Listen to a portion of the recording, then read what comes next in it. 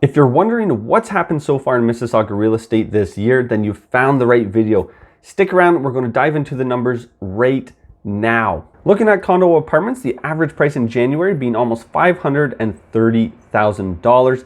88% of those condos sold in the month of January. You'll notice that the peak was in March at 584 and some change, 73.7% of those selling. Interestingly enough, you can also see that prices started to level off and stabilize as far as condo apartments are concerned. 9.2% increase in the average price comparing January to July. So something to keep in mind. And now that prices are stabilized, this is what people have been begging for, especially in the condo apartment market, because they remain the most affordable property type for first-time buyers. And I don't know about you, but I know the majority of buyers in this price point probably weren't able to save almost $50,000 between January and July. So just a quick note that time spent in the market is way more important and valuable than timing the market. There's no way to time the market. We don't have a crystal ball, unfortunately. So just want to throw that out there, because we hear it all the time that people are going to continue to save and they just can't keep up with the market. You already could be building equity if you had bought in January, for example. Condo Townhomes, January started off with almost 717,000 on average, 73.8% of those selling. Interestingly enough, the peak for Condo Townhomes was actually in May of this year. So the top price hitting 774, 62.4% of those selling, and then you'll see prices have leveled off the last couple of months. One important thing to note is 81.8% of townhomes sold in July.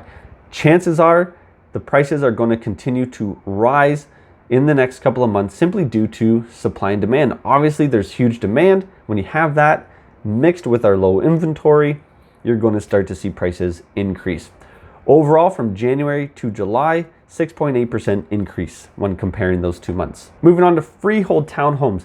Not many in Mississauga, but they do exist. January starting at $949 and some change, over 63% of those selling.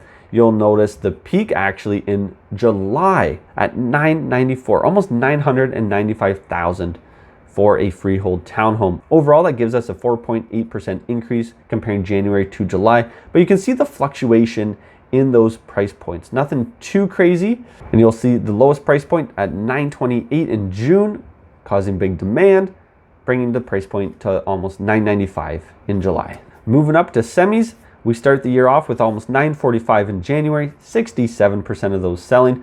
And I'm sure you saw the headlines that semis reached over $1 million on average. You can see that here in February, and the peak being in March. 72.3% of those sold. You can see both demand and the average price starting to come down and stabilize simply due to the high price point. Buyers took a step back from semi-detached homes. Another very important note, 103% of the properties sold in July. So again, just like the condo towns, I think we're going to see a big increase in the average price once again in semis. Overall, comparing January to July, 2.3% increase. And the big one, detached homes, the most desirable property type in Mississauga, almost 1.5 million starting off in January, 61.5% of those selling. The peak price point coming in at March at over 1.5 million, and almost 70% of the properties sold at that price point. And then you can see in April they come down a bit, then they go up in May, down in June, and up again once more in July. So really starting to see those prices fluctuate and stabilize.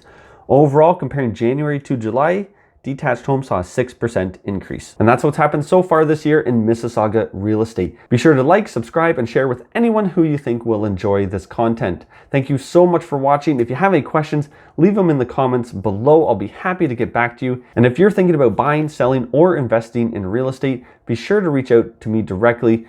Contact info is in the description below. We can set up a confidential, no obligation meeting, of course, to discuss your real estate goals and see if we're a good fit for each other to get you to where you need to be. Thanks again for watching. My name is Sean Dinner with the Peterson Real Estate Team, and we'll see you on the next video.